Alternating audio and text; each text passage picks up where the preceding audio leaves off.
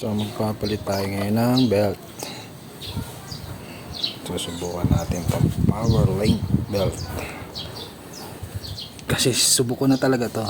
4 years ko na itong gamit ko dati sa Easy Ride na RS ko 150. Hanggang ngayon yung pa rin ang gamit ng owner na nakabili sa akin ng Easy Ride 150 RS. So salpak natin.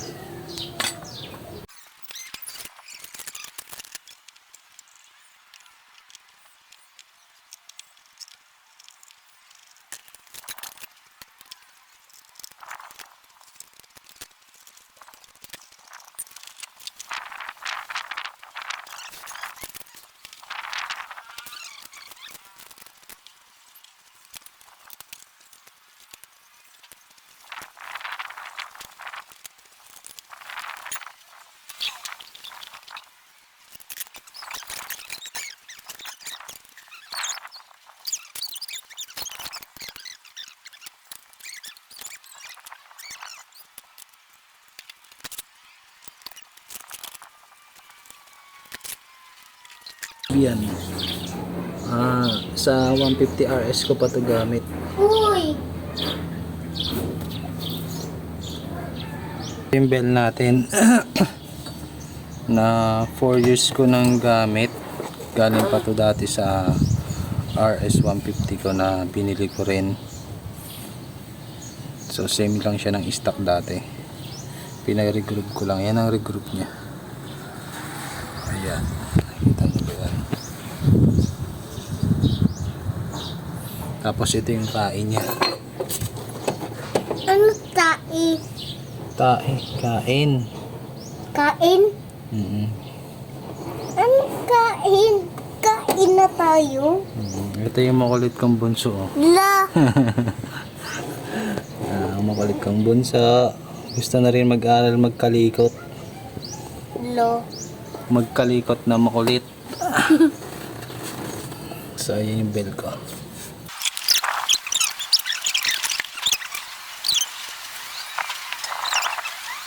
Ito naman yung backplate natin na DIY ko. Nilagyan ko siya na nilagyan natin ng hindi grasa, DIY na lata para tumigas pa siya. Tigas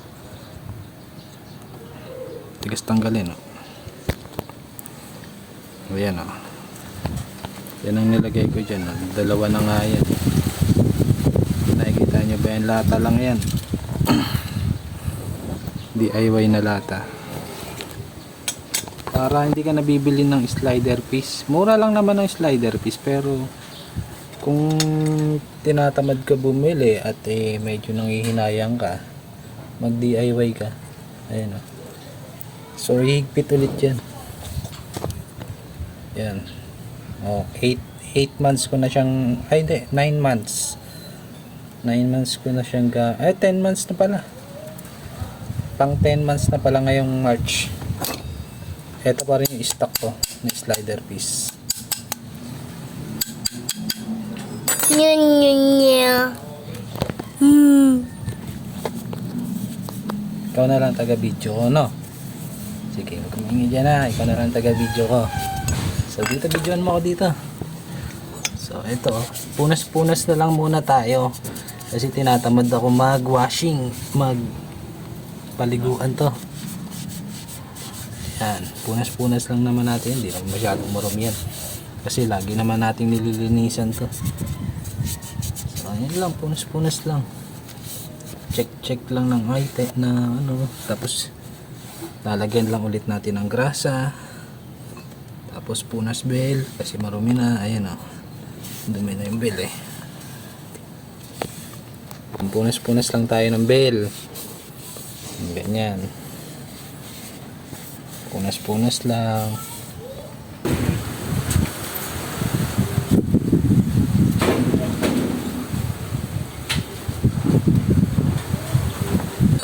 So ito kakalasin natin.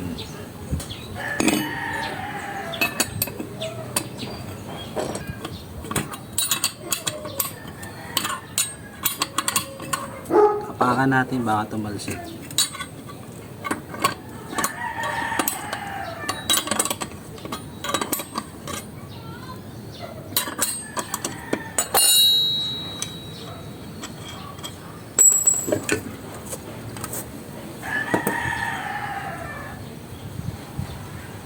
Ito palang center spring ko ay stock ng Easy Ride RS, yung mga dati kong stock.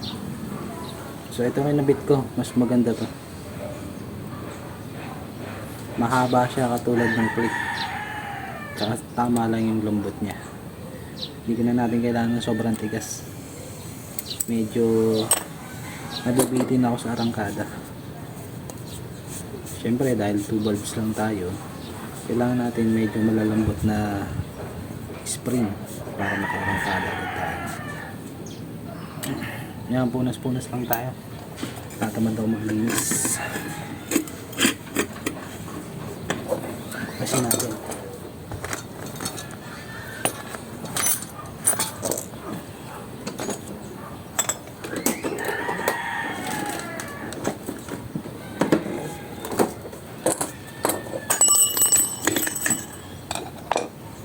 Lagyan natin ito ng grasa. Kita nyo, wala ng grasa. Ay, meron pa namang grasa. Ayan o. Ayan, pumupa siya. Pero papalitan ko nito. So guys, tignan nyo yung torque drive ko. Parang kala mo kinalgal o. Pero hindi ko pa ito pinapakalkal. Itong dulo niya, nakapagano na siya. Pag ganun, sadya. Ngayon lang ako nakakita ng ganitong torque drive na may na siya. Pero hindi yan side sa kung mapapansin nyo, hindi yan side sa seal. Wala yan. 10 months na ganyan, wala namang problema. Ganda pa ng puwersa na binibigay niya. So lang natin to, liha-liha lang.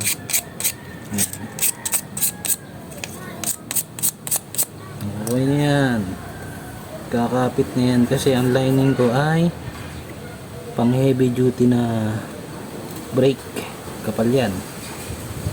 So ang arangkada nito konting piga mo lang 2k RPM na siya.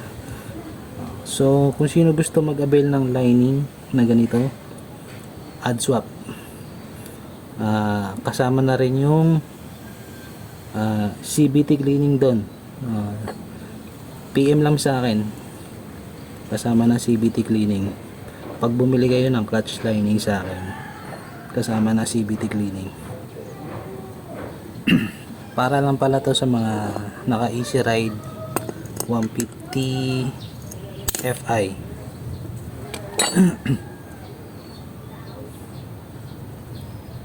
Pakita ko po sa inyo yung clearance ng yung sinasabi.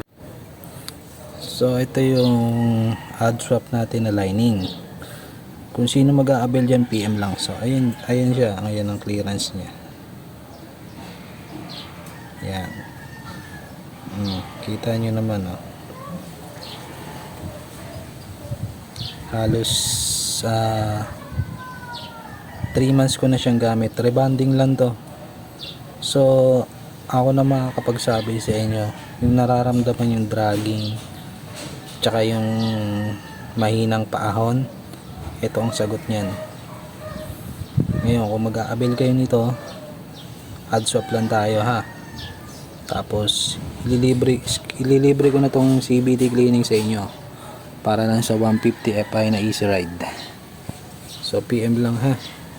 Itong lining ko na ginagamit sa araw-araw pang MC taxi. Yan. Yan. Add swap lang tayo guys. Ako na magsasabi sa inyo na napakaganda ng performance ng lining niyan. Kasi itong ginamit na materials dito ay kasi yung lining na to ay pang heavy duty, gamit ng mga 4 wheels. Ayan, ito yung gamit ko. Ako na magsasabi talaga sa inyo, napakaganda ng performance niyan. Kahit dragging, wala kayong mararamdaman dragging yan. So okay na, balik na natin, napunasan na natin lahat. Maglalagay na tayo ng grasa. So, ganito paglalagay ng grasa.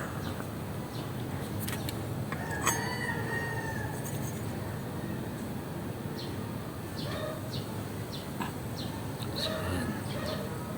Pupunuin nyo lang yan. Kailangan puno.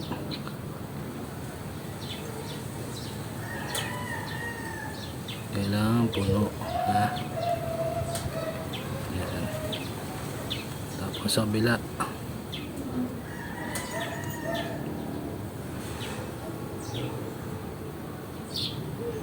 Punuin nyo lang yan.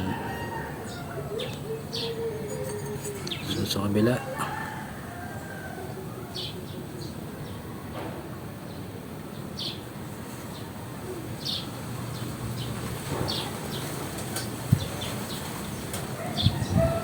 So yung mga excess na grasa, pupunasan natin yan. Kasi kailangan hindi sobrang grasa ang nilalagay dito.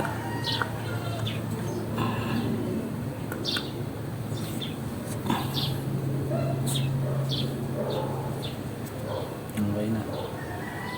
So lagay na natin ang oil na natin syempre ng pampadulas. Kailangan may pampadulas pag ipapasok mo to. Kailangan madulas siya pagpapasok. Swak na lang yan. O, diba?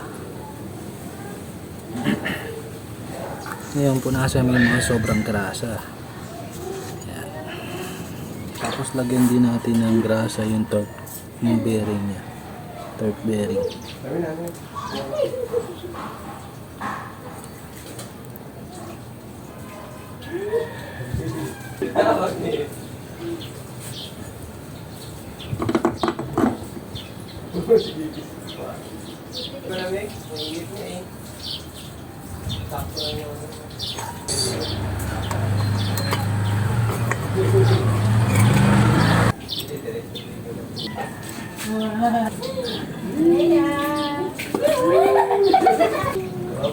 Kailangan pantay ito pag lalagay nyo.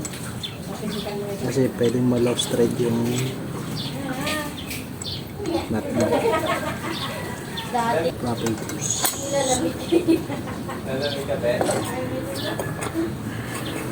Mas bet ko gumamit ng manual ng mga tools kasi sa mga impact. Lalo na sa pag-igpit.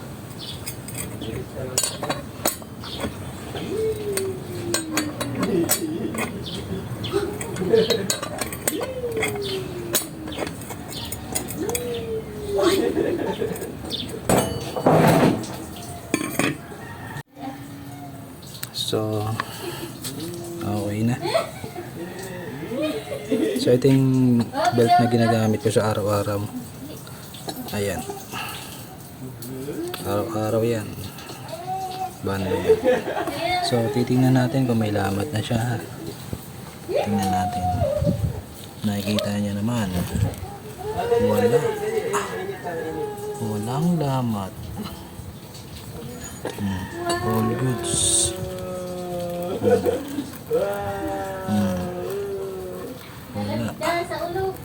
Wala siyang lamat. Pero magiging reserba ka muna. Ito ang gagamitin ko. Ang power link belt na bigay na sa akin ni Idol Amado. A3520 yan. Ito ang gagamitin ko ngayon. So, salpak na natin.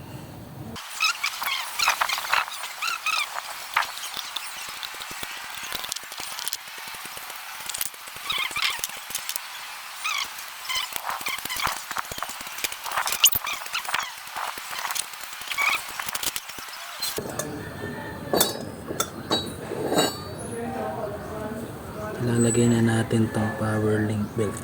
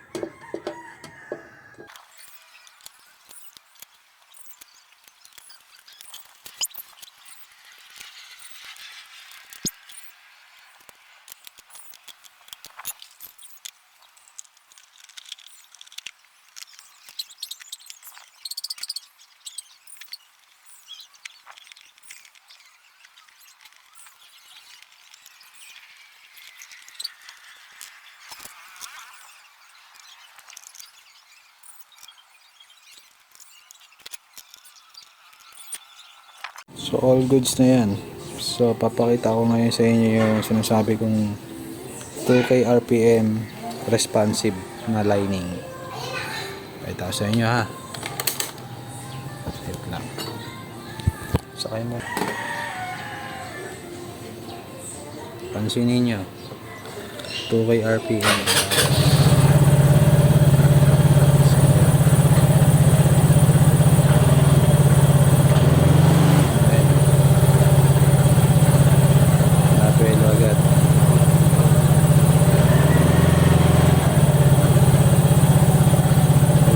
RPM responsive ng lining.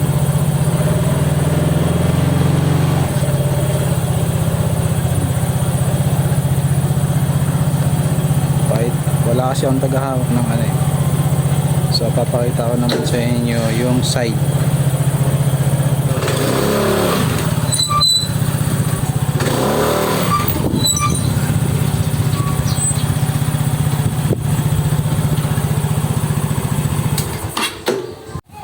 So alright na, andyan na yung power link belt, goods yan. At ito yung reserba kong, ito na muna gagawin kong reserba. Yan.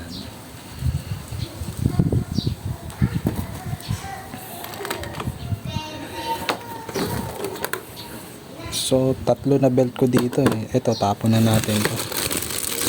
Ito yung stock niya na may puro lamat na. Yung stock niya, lamat-lamat na yan.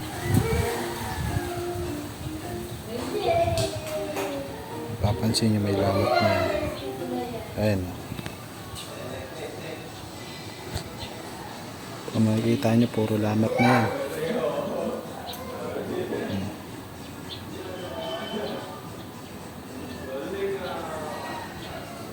So tapon na natin yan. Ito na gagamitin natin na reserba.